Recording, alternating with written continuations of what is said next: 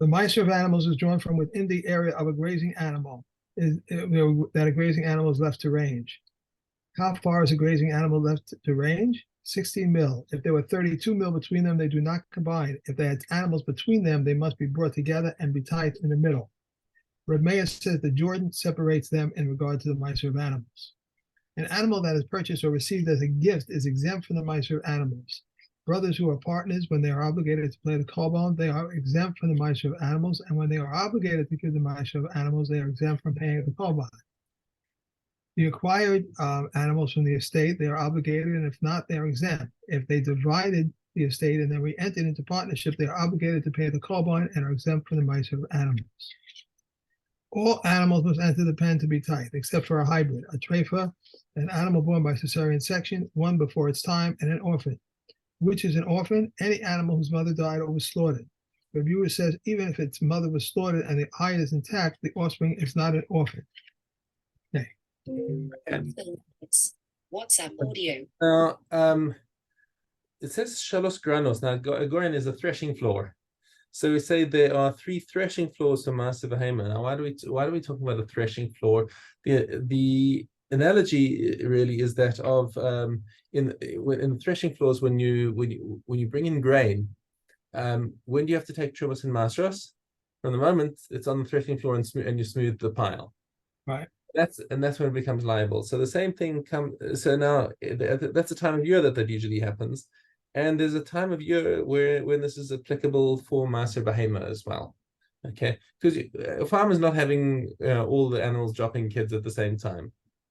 They're happening all through the year. So there are certain fixed times when they decided that they wanted to, that Chazal decided that they wanted to say, okay, at this point, gather together all of your animals have been born up until now and start taking Maaseh Behema.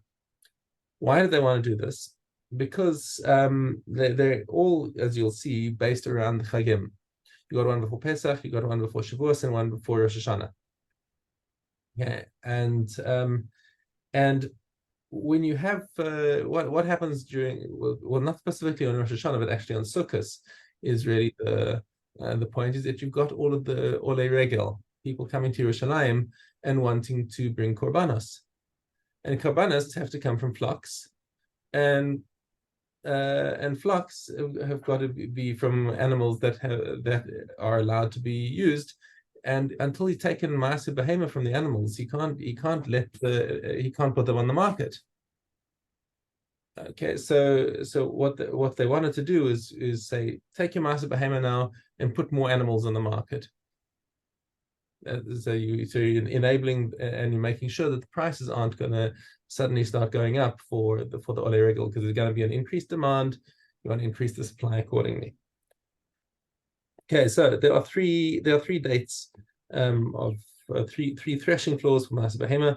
Bechoros at Pesach, in other words, half a month before Pesach. Okay, which is basically the 29th of Adar usually. Bechoros Hatzeres, and half a month before Shavuos. So that would be somewhere during ER, somewhere sort of in late ER. Bechoros HaChag, and half a month before Sukkot. So that's like really just before Rosh Hashanah. Okay, Divrei Rabbi Akiva. So Ben Azai Omer, he disagrees with Rabbi Akiva here. So first of all, he says on the 29th of Adar, he gives a fixed date. Because remember, he says it should be half a month before Pesach, but let's fix that in Adar. Let's give he's into giving fixed dates, 29th of Adar, because that's the one that's going to be 15 days before Pesach. Okay, and he's not worried about intercalation, that there's going to be an extra day in Adar, because invariably Adar is going to have 29 days. The Adar be'echad b'Sivan, on the 1st of Sivan only. He doesn't need a whole month before Shavuos. Okay, since you're only going to have a few animals anyway before before between Pesach and Shavuos. It's not a long time between Pesach and Shavuos. So he wants to make. He doesn't say half a month before. You got to try and get as many animals to fall into that bracket as possible. So he's pushing off and pushing off and pushing off the date until it's like, okay, the pilgrims are all coming into to Yerushalayim now. We got to just take Maaseh Behema. So he wants to extend that bracket as long as possible. They need the animals. They need some animals for the Korban Pesach. So, for sure. That's also obviously part of the reckoning of Pesach. You've got an obligation to bring that Korban Pesach. Okay. And on the 29th of Av. So once again, he does it before, on the 29th before 15 days before Sukkot. Rabbi Elazar, Rabbi Shimon Omrim. So another opinion over here says Echad b'Nisan, Echad b'Sivan, Esrim v'Tisha b'Elul. So they go for the first of the month, except for Elul, of course, because why? Lama Amru b'Esrim v'Tisha b'Elul. Why did they change the pattern instead of going to Rosh Chodesh Tishrei? V'lo Amru b'Echad b'Tishrei. Mipnei shehu Yom Tov v'Yefshar la'aser b'Yom Tov. You're not allowed to take Maaser on Yom Tov. Right? That's Rosh Hashanah, of course. Lefichach ikdimu b'Esrim v'Tisha b'Elul.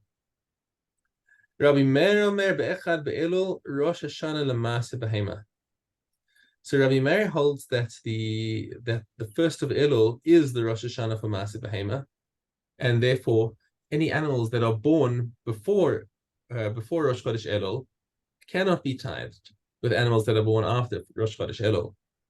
Ben Azai Omer ha'elulin misasrin b'fnei atzman. He says, nah, it's a safek. He says it could be that you're right. He says to Rabbi Meir, but I'm a supak. It could also be that on Rosh Hashanah is the Rosh Hashanah for Maaseh Behema. So that means I've got a safek about anything that's born in Elul. Maybe it belongs to the previous year, maybe it belongs to the following year, and therefore I have no choice but for everything that was born in Elul just to be corralled together, and I can't join them all together. So my commentary doesn't paskin between Rabbi Meir and Ben Azai. What does yours say?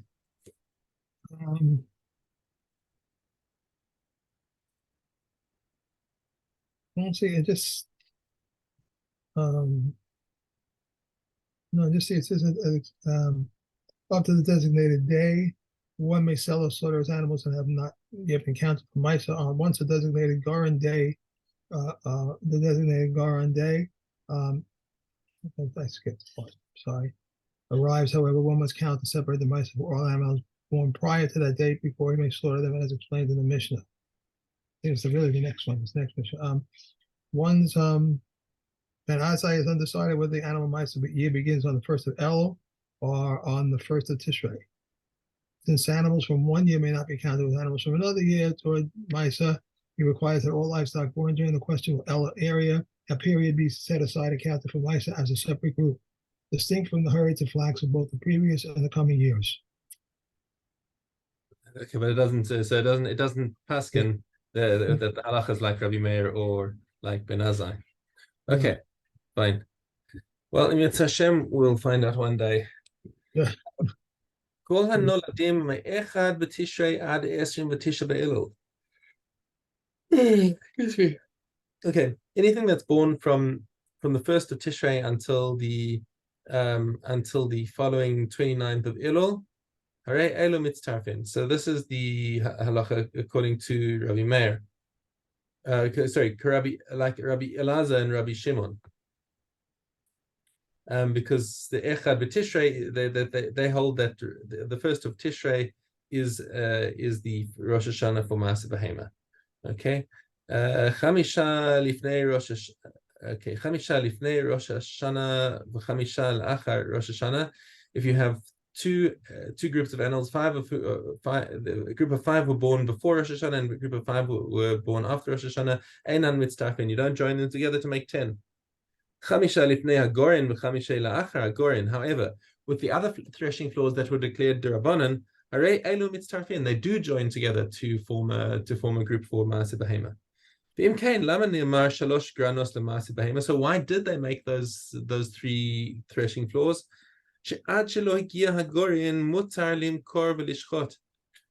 Before the Gorian arrives, they are even allowed to sell them and to shech them if they haven't got 10 yet. But after this date, he may not shecht any of his animals until they've had a master taken from them. But if he went ahead and did shecht anyway, even after the date, there's no psul, there's no onish, and the behema is still mutar b'achila.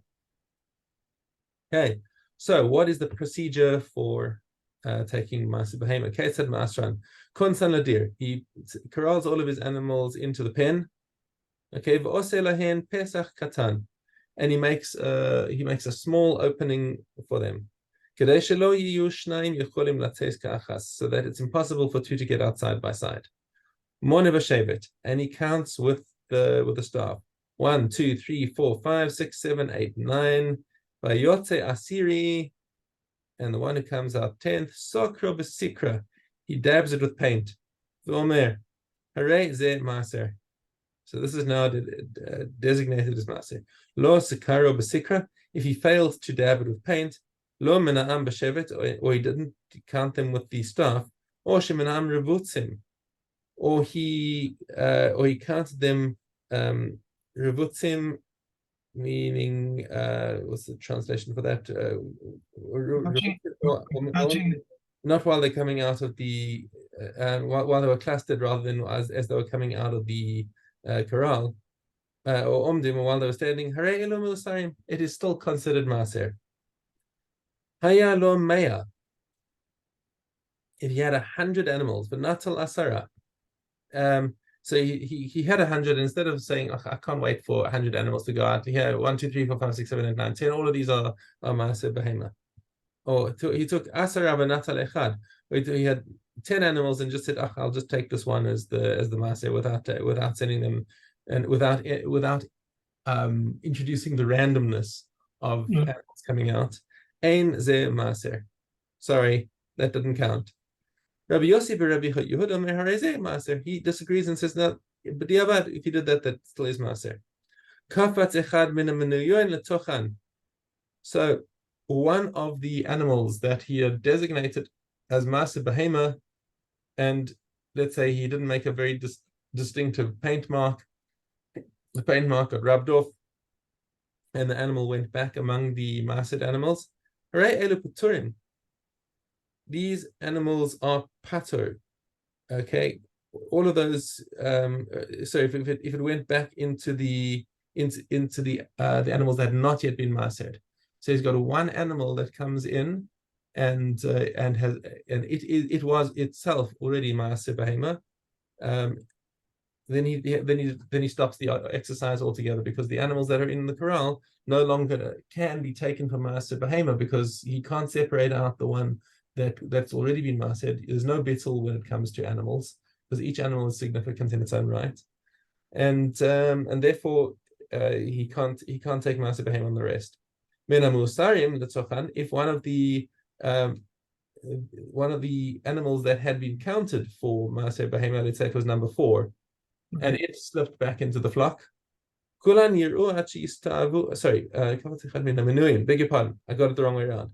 If one of the counted ones, let's say like anything from anyone numbered from 1 through 9, if it came back into the pen, that's when you say, okay, we can't take Maaseh Behema anymore. But if one of the Maaseh animals went back inside, now you have a problem, because somewhere inside there is an animal that has to be eaten it's supposed to be eaten as shlamim in Yerushalayim with all of these animals. So kulam yiru at yistavu. So every one of them has a suspicion that it might be the one. So you got to take them all out. You can't take maaseh from them anymore, as I said before. But this time, you got to wait until they develop a blemish. And then once they have a mum, they may be eaten by the baalim, but they still can't be worked. Okay, and that's it for us. We have Vav Yud. Rav Kanina ben Antigono says, if it has a wart on its eye, or a bone on the foreleg, or a hind leg is notched, and the bone in its mouth is split, or one eye is large and one eye is small, one ear is visibly large, the other one is small, it is a blemish, but not if it must be measured. Rabbi Yehuda says also, if one of the testicles is twice the size of another, but the sages did not concur with him. If a calf's tail does not reach the knee joint, the sages say the growth of all calves is in this manner. As long as they grow, they stretch out. Concerning which knee joint did they speak? Rabbi Kanina ben Antigono says, concerning the knee joint that is in the middle of the thigh. By reason of these blemishes, a Bechor may be slaughtered, and unfit consecrated animals may be redeemed because of them. On account of the following blemishes, one may not slaughter either in the temple or in the provinces: white flecks or water that are not permanent, or back teeth that were notched but were not uprooted, or an animal that has scabs or wart or boils, or an aged animal, a sick one, one emitting an offensive odor, and one with which a sin was committed, or that killed a person by the testimony of one witness, or by the confession of the owners, an animal of undetermined gender, or an androgynous animal. One may not slaughter these either in the temple or in the provinces. Rabbi Ishmael says there is no blemish greater than this, and the sages say it is not a Bechor, and it may be sheared and worked with. Okay. Now here it's saying that you only need one witness. No, not that you only need one witness. We're talking about an animal that killed a person with one witness. If the animal can't be put to death unless there are two witnesses, but one witness is enough to pass it from the mizbeach. Cooling. If the hind legs of an animal were severed below the joint, it is fit.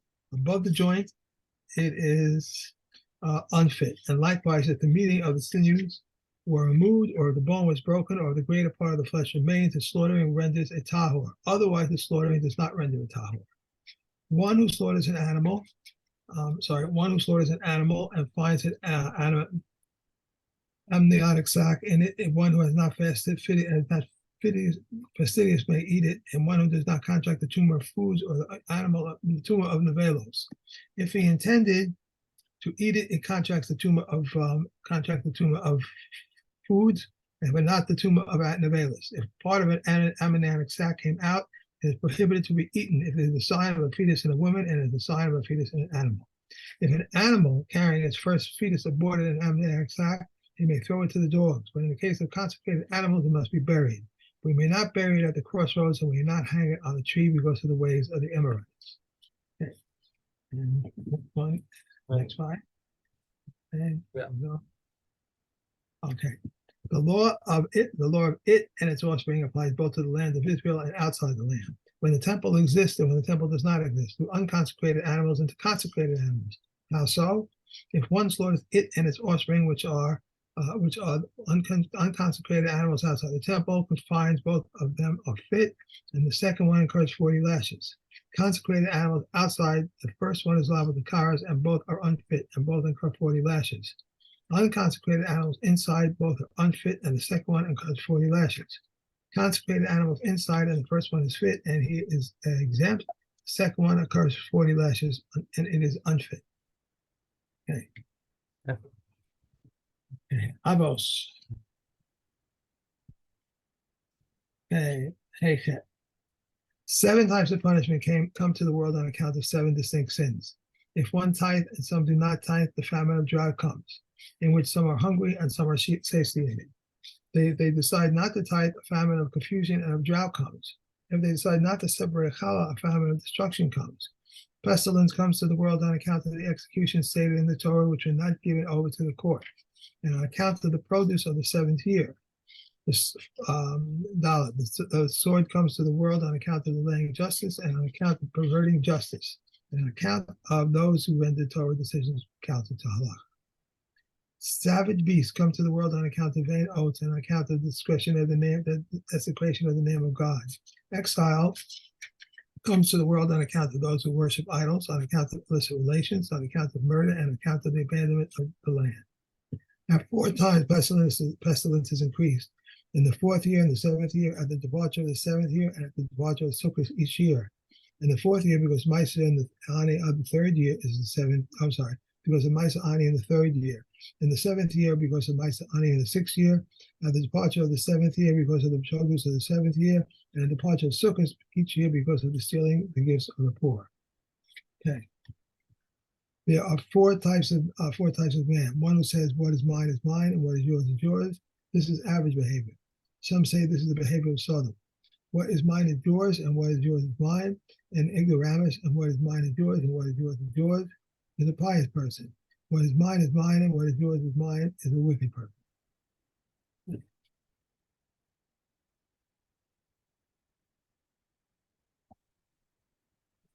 Gittin.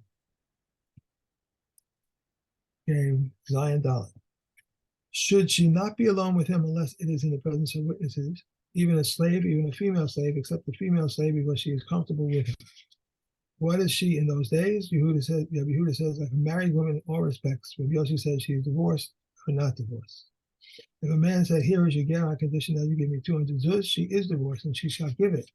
A condition that you give it to me between now and 30 days. If she gave it to him within 30 days, she's divorced. If not, she is not divorced.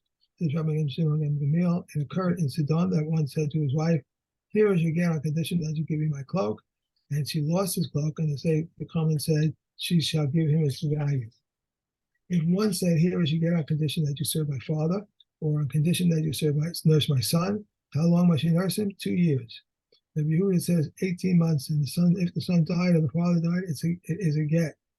If he said, here is your get on condition that you serve my father for 2 years, or on condition that you nurse my son for 2 years, and the son died, or the father died, or the father said, I do not want you to serve me when he was not in anger, it is not a get.